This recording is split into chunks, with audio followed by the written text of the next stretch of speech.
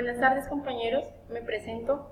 Mi nombre es Margie Mendoza Medina y en la unidad 3, fase 4, seleccionamos el tema de mecanismos fisiológicos de la termorregulación en animales de producción.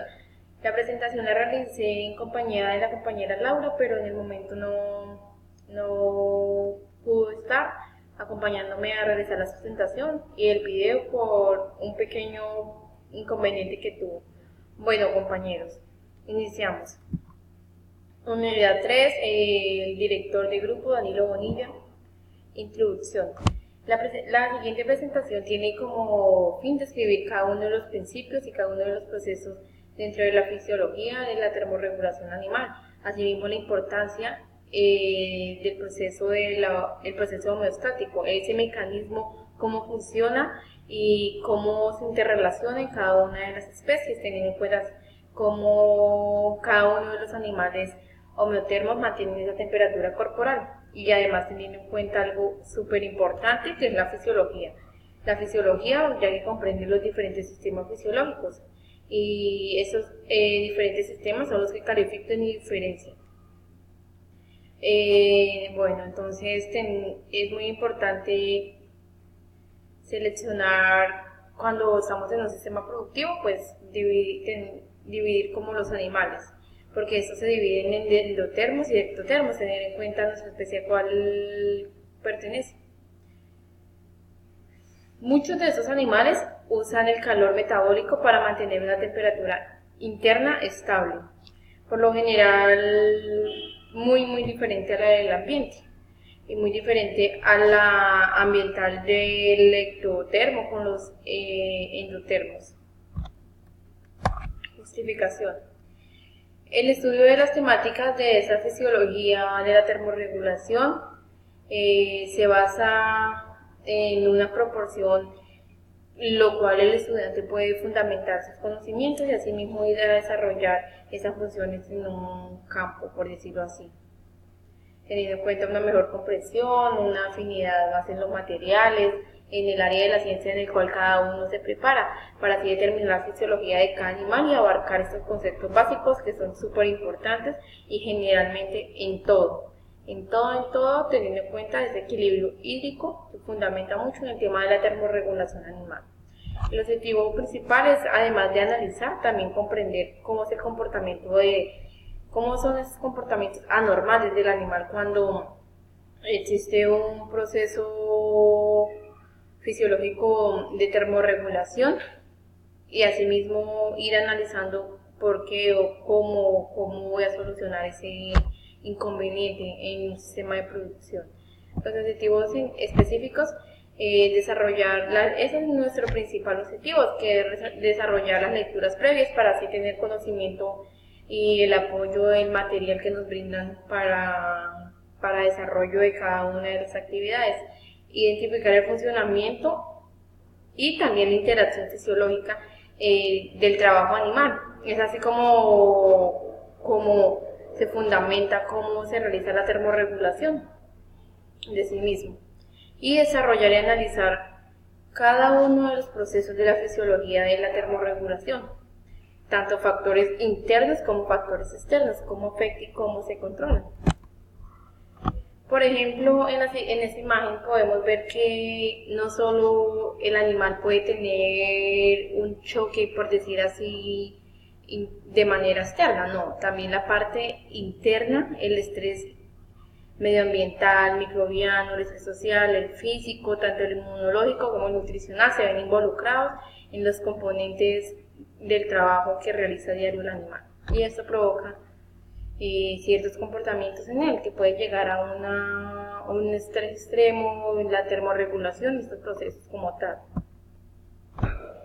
La capacidad que tienen los animales para regular su propia temperatura depende de cada una de las especies, pero así como también la pueden regular, cada animal tiene una cierta cantidad calórica y una capacidad para producir esa capacidad calórica e igualmente controlar. En esta imagen podemos observar cuáles son los núcleos hipotalámicos termorreguladores. Dentro de estos tenemos tres que desarrollan funciones muy importantes. La hipófisis, el área hipotalámica, posterior, y también el núcleo preóptico. Dentro de la regulación de la temperatura corporal existen dos receptores importantes, que son los receptores cutáneos y los internos. Cuando nos referimos a los cutáneos, nos estamos refiriendo a la parte externa, como la piel, y los internos, sangre y órganos. Igualmente existen dos factores que juegan en la regulación de la temperatura corporal del animal. El termolítico y el termogénico. Dentro del termolítico que tenemos el parasimpático y dentro del termogénico el simpático. Cuando nos referimos al termolítico, también hacemos énfasis a lo externo, ya sea a la polinia, que es el jadeo, la sudoración, la inhibición, igualmente la liberación de tiroxina o catecolamienas. Y el termogénico, que ya son partes estimulaciones internas, ya puede ser simpática del metabolismo, liberación de la adrenalina y la noradrenalina. Algunas condiciones limitantes de la homeotermia se fundamentan en dos ambientes fundamentales, el ambiente frío y el ambiente cálido. Cuando nos referimos a los ambientes fríos, decimos que aumenta la capacidad de alimento, o sea, el metabolismo se agiliza más en algunos animales, en climas fríos, pero en ambientes cálidos, sucede todo lo contrario. Al aumentar la sudoración, al aumentar el estrés calórico, el animal que va a querer va a aumentar la capacidad de agua. ¿Y qué ocurre? La evaporación. Entonces, la falta de alimento y de agua son factores limitantes en ambientes externos. Y importante que en el centro del cuerpo de cada uno existen diferentes capas, por decirlo así. Está la capa superficial, que son tejidos, músculos y la grasa. Dentro de la capa de cobertura, el pelo, la lana, el aire retenido. Y la capacidad del aire es la absorción que genera el cuerpo. Listo, entonces los mecanismos fisiológicos se desencadenan en tres fases. La primera fase son las sensaciones térmicas aferentes. Cuando nos referimos a esas sensaciones, son las que los animales perciben por medio de las capas térmicas, es decir, su piel. Y muchos de esos dos receptores, muchos los confunden, pero no son dos. Acuérdense que los cutáneos, que son de calor, y los fríos, que ya son captados por variaciones del ambiente. La regulación central. Cuando hablamos de la regulación central, nos vamos atrás. ¿Por qué? Porque la regulación central es algo óptimo que se genera, que se desarrolla en la primera etapa de vida libre del animal. Pero ¿qué pasa? Se desarrolla en la primera etapa, pero se difunde cuando en la vejez y muchas veces puede ocasionar a lo que llamamos los cuadros patológicos. Y cuando hablamos de respuestas eferentes, nos referimos a que son aquellas que corresponden a mecanismos de disipación y conservación del calor del animal, como se puede observar en la imagen. Ahí vemos que el animal se encuentra como realizando una disipación, igual mismo como que conservan este calor, pero no existe como un proceso como tal, el cual el animal se sienta en condiciones estables. Los termorreceptores cutáneos, tanto de calor como de frío, se captan por medio del ambiente, pero mediante esa captación, eso no se queda ahí como que sí, que el animal tiene calor, no.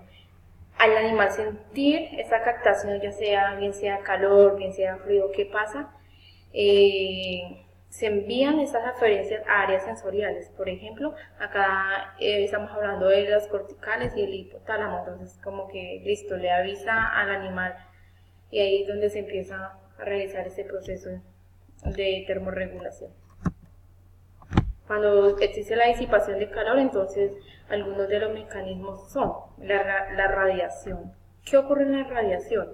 En la radiación se va perdiendo el calor, pero teniendo en cuenta que es por rayos infrarrojos o calóricos. La conducción. Bueno, la conducción ya es por partes externas. De acá parte la importancia de la conductividad del tegumento, ya que integra coberturas internas. Esas se afectan al animal en la parte interna, pero son provocadas por las partes externas. Teniendo en cuenta que afecta mucho el tracto respiratorio e igual el digestivo. la convección. Cuando hablamos de la convección se da el transporte de energía y que es de la misma materia, y mecanismos de transferencia de energía prevalente incluidos como el aire y el agua. Y la evaporación, dentro de la evaporación está la transferencia de energías, las cuales se dan en el estado del agua con el llamado calor latente, y en el animal la transferencia efectiva de la disipación de esa energía, lo cual se da a través de la sudoración o el jadeo. Entonces en esta imagen observamos las interacciones que tiene el animal con el medio ambiente.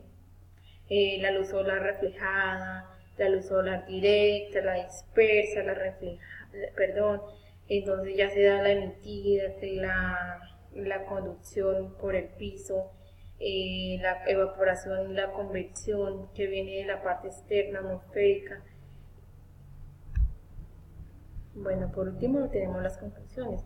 En algunos animales ectotermos no son muy buenos, ya que tienen como un poco uso de las estrategias conductuales, que no permiten avanzar ni controlar regular su temperatura y mantenerla estable.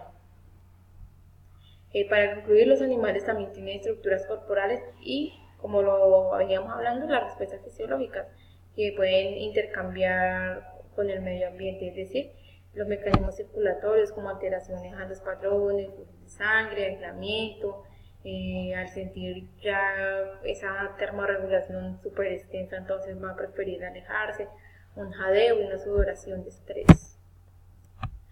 Entonces muchas causas de estrés también se da por esto, porque se enfoca en procesos de mucha de la producción del animal. Por ejemplo, el estrés, entonces así mismo se va a ver reflejado en la producción, en los procesos reproductivos, y así mismo los porcentajes de infertilidad, suben los abortos, los anestros. Bueno, muchísimas gracias por la atención prestada, compañeros. Entonces, hasta luego.